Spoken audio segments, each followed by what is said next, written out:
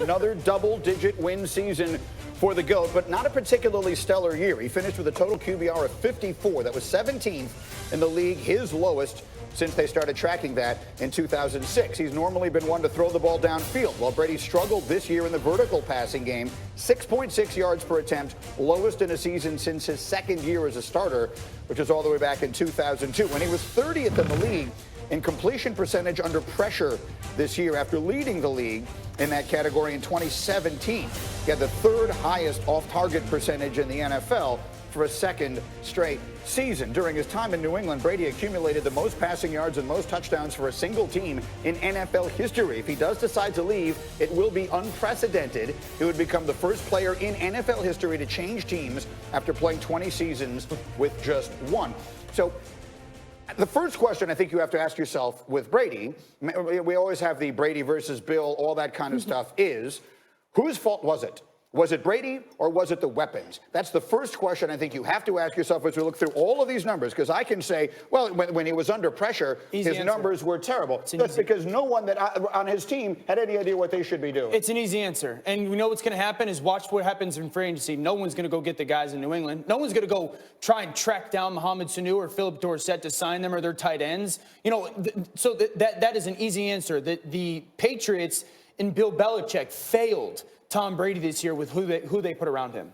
When you look at the offensive lineman, I think that was the biggest key, that he hadn't had that stability to be able to survey the field. He wasn't on page with his receivers the entire year. You can see him trying to coach him up on the sideline. I think this is more about the roster that was put around him than Tom Brady, because you look at what the older quarterbacks that are successful, what they're doing. You think about the Drew Brees. They surrounded him with elite talent, young talent, guys that are great situational players. You know, Tom Brady's pretty much coaching these guys up, you know, trying to just, you know, drop back and survey and find anybody that can get open.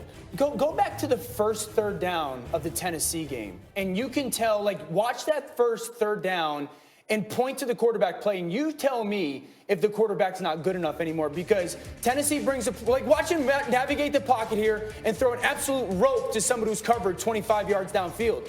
Like, you can say everything you want about the quarterback that he can't play anymore. If you can't play anymore, this throw, there's no, but that's the story of the year. So don't sit here and tell me the quarterback can't play anymore. Get him some people who can get open. To your point, Bart, protect them, and I promise you, Tom Brady's going to throw for 4,500 yards and 40 touchdowns. They tried. It just didn't work out. They suffered injuries. Antonio Brown lost his wanted damn mind. to shock the world. Sure. So they tried to do it. They just it didn't work out. It was one of those years. It was a great job done by Bill Belichick and his staff to get as many wins as they got. But we talked about this. We knew New England would exit the playoffs early. I mean, we were giving them benefit of the doubt because it was New England. And I got killed on this show for saying, look, they are not going to be successful in the playoffs. This team wasn't good enough to be in the playoffs.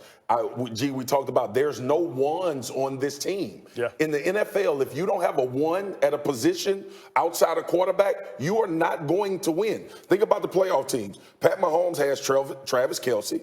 All right, we look at Lamar Jackson and what the Ravens are doing, Mark Ingram and the way they are playing. We look at Deshaun Watson with D-Hop. Like, there is a significant data point to when you have success offensively. New England had none of that. Right. None of it. Well, this is where they end up because of that lack of talent. That's what's fascinating about the next 2 months, right? Because free agency is here. Tom Brady's never been a free agent.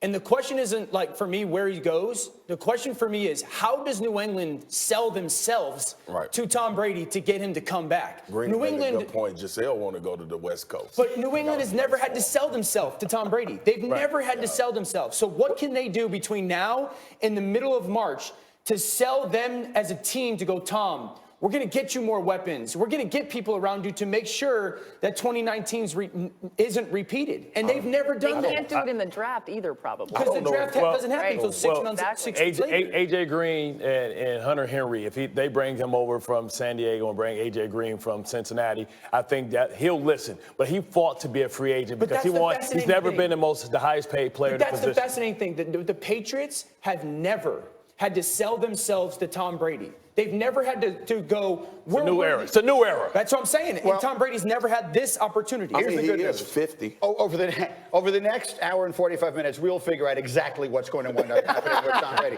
In the meantime, let me get you to the NBA.